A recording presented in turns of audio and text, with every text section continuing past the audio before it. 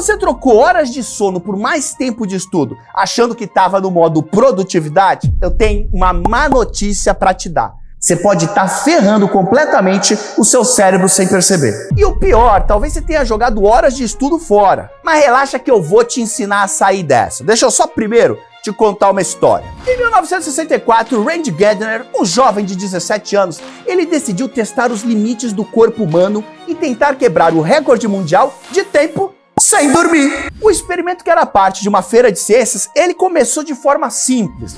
Ele e dois amigos registravam os efeitos da privação de sono com anotações e testes caseiros. Na minha época de feira das ciências, a gente pegava um papel, colava macarrão e chamava de célula animal. Com o tempo, a história viralizou em jornais e rádios locais, atraindo a atenção do pesquisador Dr. William Dement, que hoje é considerado o pai da medicina do sono. Ele viu ali uma chance única de estudar os impactos da falta de sono em tempo real e se juntou à equipe. E aí no início tudo parecia sob controle, só que já no segundo dia o Randy ele perdeu a capacidade de reconhecer objetos pelo toque. No quarto dia ele começou a ter alucinações, falar coisas sem sentido e sofrer graves lapsos de memória, quase que como um Alzheimer relâmpago. Depois de 11 dias e 25 minutos acordado, o experimento ele foi encerrado e o Randy ele quebrou o recorde mundial de privação de sono. O cara basicamente ele hackeou o conceito de virar à noite. E apesar desse experimento não atender aos padrões éticos e metodológicos que a ciência usa hoje em dia, ele se tornou um marco no estudo do sono e acabou revelando o quão perigoso pode ser ficar tanto tempo sem dormir. Desde essa loucura do Randy, a neurociência ela avançou bastante nos estudos sobre a importância do sono. Só que mesmo assim, ele continua sendo deixado de lado. Isso obviamente acontece por vários motivos, seja pelas horas intermináveis rolando feed nas redes sociais, pelas rotinas frenéticas que muitas vezes nos fazem sacrificar o sono para estudar ou trabalhar, ou até mesmo por uma cultura que insiste em enxergar o ato de dormir como uma perda de tempo. E se você está mergulhado numa rotina intensa de estudos, seja para o Enem, colégio ou até mesmo para as provas da faculdade, é bem provável que você já tenha escolhido trocar algumas horas de sono por mais tempo de estudo. Tô certo ou tô errado? Tô certo ou tô errado? Tá certíssimo.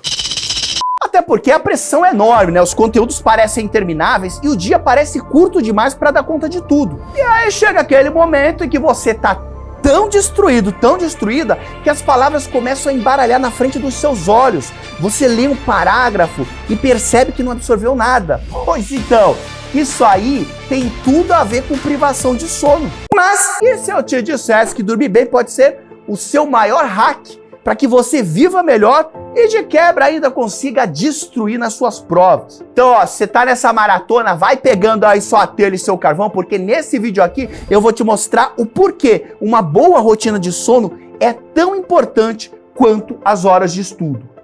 Primeiro a gente precisa entender como é que funciona o sono. Ao contrário do que muita gente pensa, não é um período passivo em que o cérebro simplesmente apaga. Na verdade, o sono ele é um processo incrivelmente ativo e dividido por fases, que são o sono leve, o sono profundo e o sono REM. Inclusive tinha aquela banda, né? REM, não era REM, era R.E.M. Losing My Religion. Depois você procura aí. R.E.M. É, banda dos anos 80, ó. Só pedrada, só pedrada. Mas apesar de soar como o nome de uma banda dos anos 90, na verdade, REM é uma sigla chique para Rapid Eye Movement, ou movimento rápido dos olhos. Cada uma dessas fases desempenha um papel fundamental para a nossa saúde e bem-estar. É tipo os ciclos da máquina de lavar. Cada etapa tem uma função específica para limpar, enxaguar e deixar tudo pronto para o dia seguinte. Na primeira fase, que é o sono leve, a gente adormece e o corpo começa a relaxar, desacelerando e se ajustando para as fases mais profundas. O sono profundo, que acontece após o sono leve, ele é como uma etapa da lavagem intensa de uma máquina. O corpo ele se regenera, recupera os músculos e tecidos e fortalece o sistema imunológico. Depois do sono profundo, chega o sono REM. Losing my religion, desculpa, me emociona, essa banda é sensacional. Depois bota aí, R.E.M. Mas então, depois do profundo, vem o sono REM, que é a fase onde os sonhos acontecem. Aqui é onde o seu cérebro ele pode colocar nas situações mais malucas. Então, se você já sonhou que estava nu no colégio ou fugindo de um dinossauro que por algum motivo é o seu professor de química, parabéns! O seu cérebro estava fazendo o trabalho direitinho. Mas o sono ele não é só sobre aventuras noturnas, não.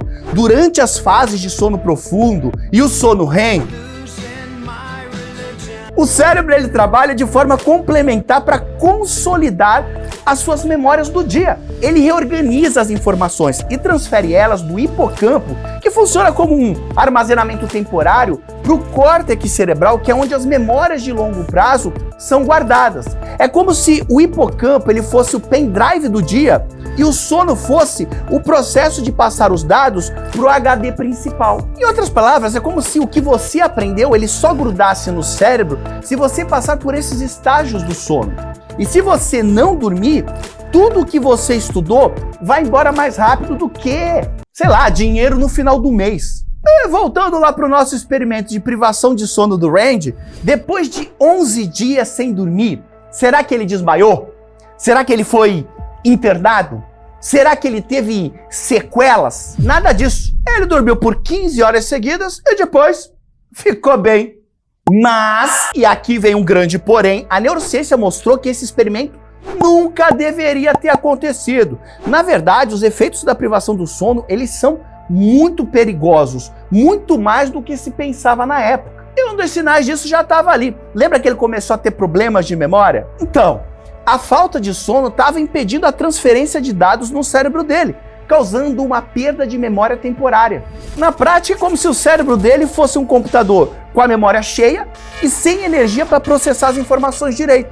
Ou seja, mesmo sem desmaiar ou ter sequelas aparentes, o impacto foi real e mostrou o quanto o sono é essencial para o funcionamento da mente. Além disso, durante o sono REM, o cérebro ele reforça as conexões neuronais que estimulam a criatividade e facilitam a solução de problemas. Muitas vezes, isso permite que você encontre respostas para as questões que pareciam impossíveis enquanto você estava acordado. Então, quem sabe não é uma boa ideia você tirar uma soneca quando estiver travado naquele problema de matemática. Isso porque essas fases do sono, elas ocorrem em ciclos repetidos ao longo da noite. Cada ciclo do sono, ele vai durar em média de 90 a 120 minutos. Geralmente uma pessoa passa por 4 a 6 ciclos por noite, dependendo da duração total do sono. E quando você não dorme o suficiente, acontece uma diminuição na quantidade de sono profundo e de sono REM. E o cérebro, ele não consegue guardar ou processar as informações de maneira eficiente.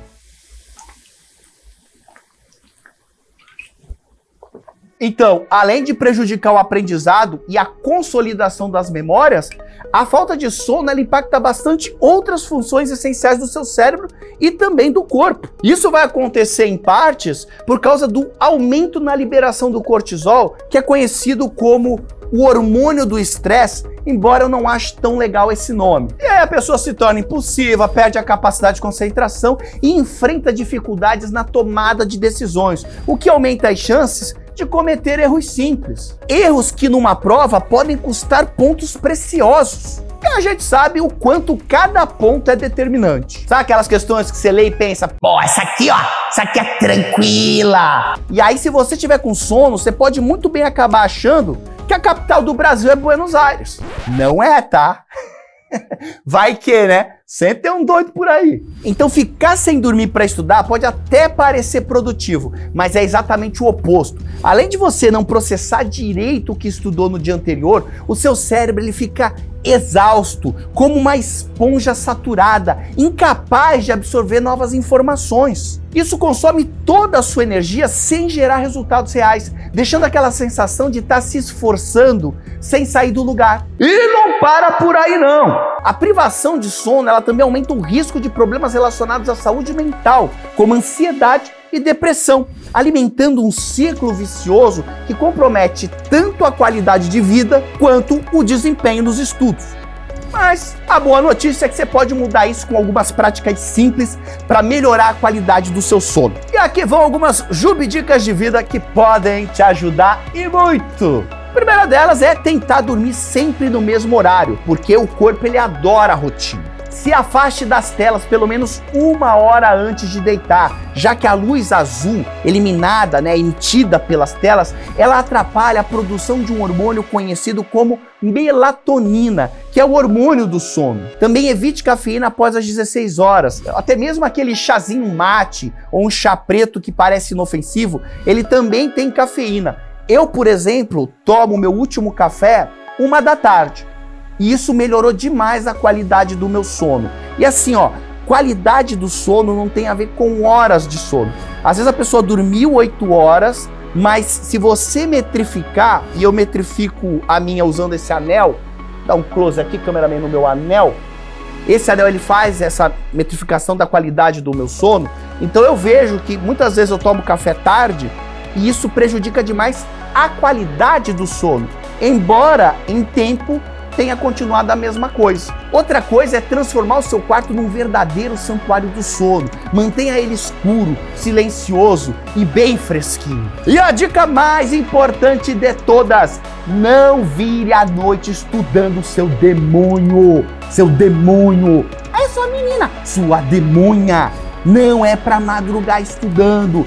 Tem que descansar bem, porque isso é essencial para consolidar o que você aprendeu e garantir o melhor desempenho na prova. Agora eu quero saber quantas horas de sono você tem dormido ultimamente?